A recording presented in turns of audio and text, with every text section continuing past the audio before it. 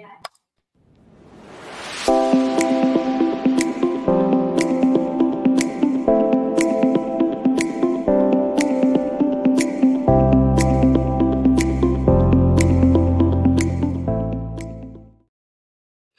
welcome to the latest HR on the Offensive Lab.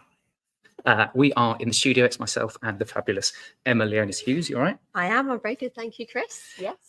Excited to do this one because we've just recently launched a campaign. The campaign, I will call it up on screen because we've got a lovely little banner for it, but the campaign is called Demystifying HR Operating Models. And what we wanted to do for this week's live episode is just to talk to yourself as one of the people that's helping to spearhead the campaign about what it's about and why we've decided to do it. So let's kick off with the first one, which is just, what is the campaign about? Yeah, absolutely. So something that I'm personally very passionate about, as those of you who know me will know, but also at LACE, we have a lot of conversations with our clients around, which is, as an HR function, are we really getting enough value from what we're delivering? Are we aligned to the business in the right way? We've maybe got a new business strategy that's around growth or agility.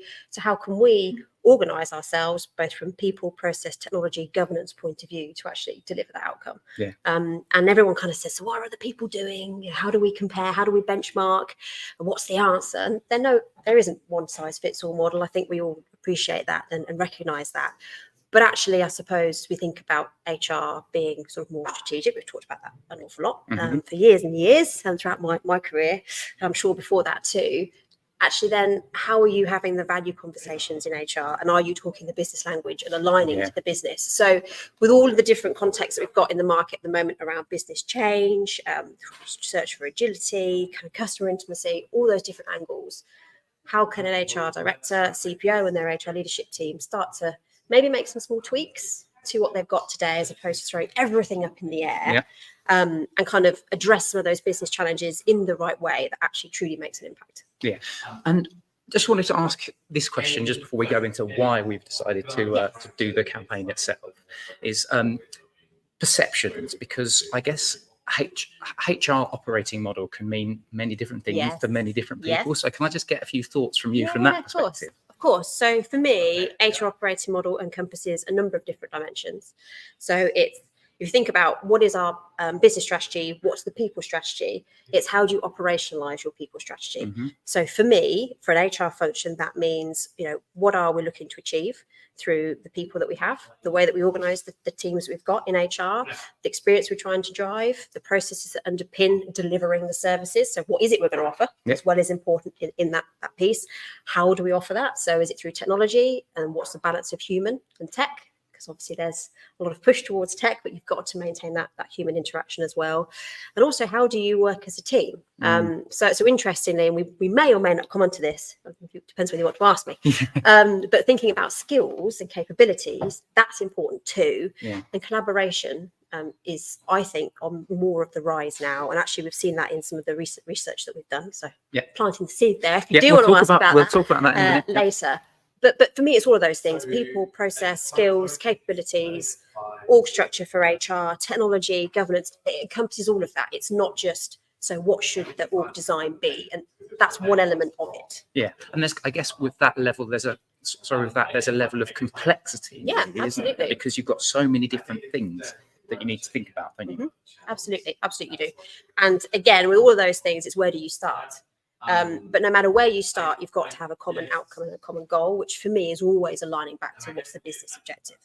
And when we talk about the campaign, sort of those of you who are going to be partaking in the campaign, reading our blogs, listening to our pods, all that good stuff, you'll see us here over the coming weeks that we talk about 4 different kind of business objectives or business lenses. So you've got agility. So some organizations are really trying to be more agile. I use not the capital A, the small a in that sense. So maybe that's working in a more project capacity. Maybe it's just more proactive and speedy decision making. Could be any of those things.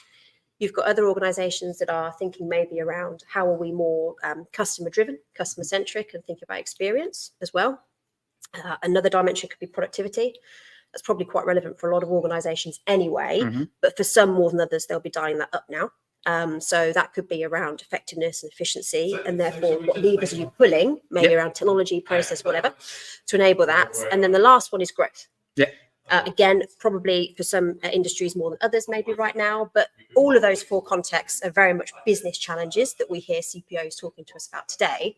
So we actually wanted to spin the debate and discussion around operating model from, well, what should a COE do, a business partner do, a shared service team do, or elements of that, depending on what you call them, to what is the business trying to achieve, and therefore how do you organize all of the component parts of the jigsaw puzzle to deliver that. Yep, exactly. And I was going to, we sort of touched on it there, but if I can just get a little bit more from you in terms of why we're doing the campaign, because you sort of said like we've spoken to many CPOs and they talk to us about how this is something that they're thinking about. And we've been talking to them over the last 6 months or so and saying, what do you want us to focus on as a business? And operating models is obviously a big thing for them, isn't it? It is. And a link to that, we've obviously got our CPO network. So that's something we're hearing from that network, that the work we work with, but also the research that we've just done around workforce transformation. I know we've talked about that a little bit already as part of kicking off this campaign. Yep. But if the people function is going to be at the heart of enabling workforce transformation, it's going to have an operating model implication. Whether that is one part of the operating model, which might just be, actually, we've got to fix the basics. I'm still amazed at how many organisations say they still haven't tackled that. Again, our latest research that we'll come on to through the campaign shows that over 58%, I think it was, something like that, of respondents said, actually, we know that needs to be the one thing that we need to do to be critical for success in the future. So we're still hearing some of the same challenges, and I suppose it's unpicking why, as much as also equipping and enabling people, leaders and their teams to tweak some of those levers and make some small changes that can make a big impact. Yeah, exactly. And there's going to be lots of different facets to the campaign. We're going to do a lot of different blogs. As you mentioned, we've got a couple of white papers. We will talk about the white paper that we've got coming up in a few weeks' time, but we're going to do that on a separate live stream. I know, that's why I've not said much. That's why she's not said very much. That's absolutely fine. But yes, we're going to have podcasts. We're going to have some video content for you. We've already launched some of the content. So if you check out our website, if you go into the Insights section, you click on the campaigns button, you can see demystifying HR operating models as one of the sections, and we've started to add to that already.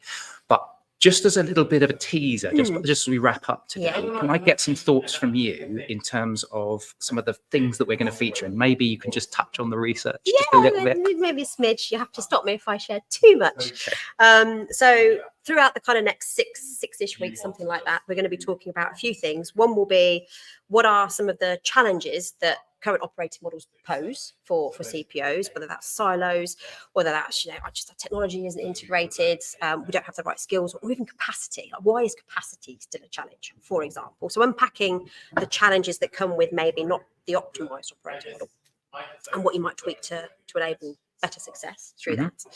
Then we'll be looking a little bit around what's in the market. So this isn't going to be a critique in the sense of, XYZ said this and it's wrong. It's not that at all. It's just more, there's so many different points of view out there, really and kind of bring it together more from a sharing learnings and understandings point of view. So what are some of the common themes that maybe different organizations who publish their operating model thought leadership say? What's different? Where might they apply in different contexts for you? So it's from a learning standpoint. And then we'll delve into sort of our perspective around those 4 different business lenses. And therefore, if you're thinking about, okay, so we want to grow or we want to be more customer centric, what does that therefore mean maybe for your component parts of the operating model, in the sense of what do shared services do and what could it do differently, but more posing from a reflection question standpoint, so things to think about. Same for your COEs if you have those, same for business partners. And most HR functions have those 3 components in some shape or form.